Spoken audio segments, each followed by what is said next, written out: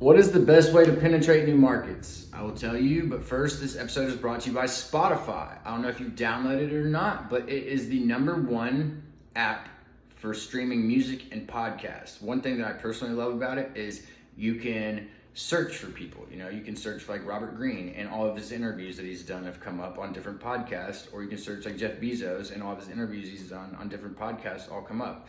It's a really awesome app, and for the business owners out there, one thing I need to tell you guys about with Spotify is they actually offer a premium plan for business owners where you can purchase Spotify Premium, which is ad-free for all of your employees, and that's something, it's little things that people appreciate that will keep around talent for a long time, so definitely look into that. Spotify, it's an awesome app, and I highly 100% recommend downloading it if you haven't already. Also, this video is brought to you by Waymo, leading the game as far as what they're doing, man. No one else is doing it. I love freaking Waymo, man. And they're self-driving vehicles. They're gonna put Uber out of business. I'm pretty 100% sure. Because when you think about it, man, self-driving cars are so much more safer than people driving cars, because people don't get high. People get high, people get drunk, people text. Self-driving cars don't, It's like, are you a better rider than ChatGPT? Probably not. And you're probably not a better driver than a Waymo. So Waymo is the future. And what you need to do is, if you're like involved with like your city council or anything like that, then you need to petition your city council to approve Waymo in your city. And then you need to reach out to Waymo and tell them that you're approved and that you want them in your city, and I think that would be pretty huge for you guys. That would be like a definite selling point, because I know like Austin, they're like a big startup city. So it's like, you want to be associated with a big city because it's like your tribe of people. And I think that right now, if you have Waymo, then you are like ahead of the pack. So definitely Waymo, watch out for them. They're awesome. Drive in Waymos. Don't drink and drive, or don't smoke and drive. Just always ride in a Waymo. Okay, so what is the best way to penetrate new markets? Okay, in my personal opinion, I'll say the best way to penetrate new markets would be to hire Southeast marketing. Okay, and why do I say that? What do I mean by new markets? I'm talking about new customers, new places. Okay, and we've got teams. We've got people in India. That's freaking awesome. Our Pakistan team's freaking raw at what they do, man. South Africa, we've got people all over the world that can help you penetrate into new markets, And you can't just penetrate. It's a process, to penetrate a new market. And I believe that it starts with brand recognition, by penetrating markets, by showcasing what you have for free, what your company has to offer, before trying to sell too soon.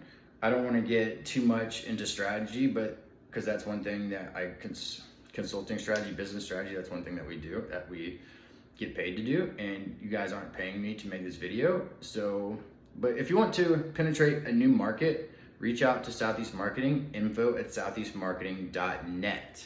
Okay. So, and I know a lot of people are wondering too, like, these accounts that we have on southeastmarketing.net, like those are major multinational companies. Like, how do you expect to earn their business? And I will say it's a process, and in order to win accounts of that magnitude, the best way to get off on the right foot is to work for free.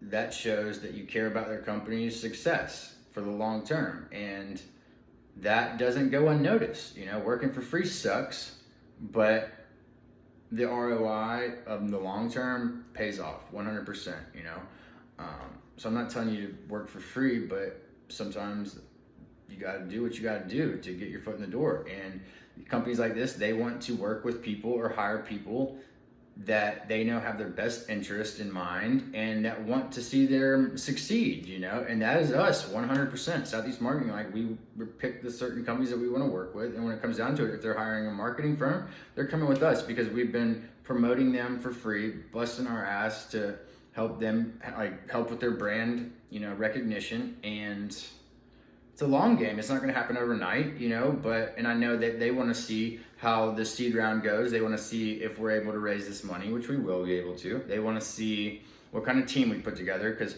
once we get established, I'm not going to be able to, I can't handle all those accounts, by myself. So I'm going to have account representatives that oversee, people that oversee that account, not just one person either, but teams that oversee these accounts, that work on these accounts on their behalf, and that's what they're waiting to see. So we've got to scale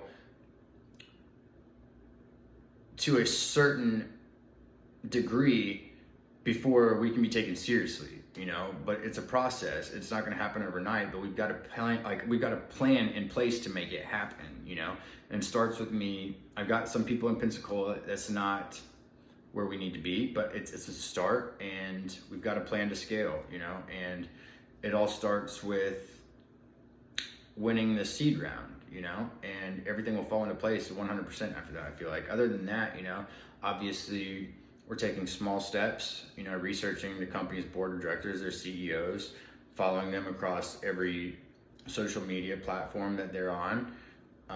It's little things like that, okay? And yeah, and I know people are because I know one thing that we do is we run LinkedIn ads with Southeast Marketing, and people know that I used to have it was 16 or 17,000 followers on LinkedIn, which was all right, because it was cool. Because if I needed something done, like a book cover made, or I needed leads or something like that, I could just make a post and I could have 10 people to choose from, which was pretty awesome.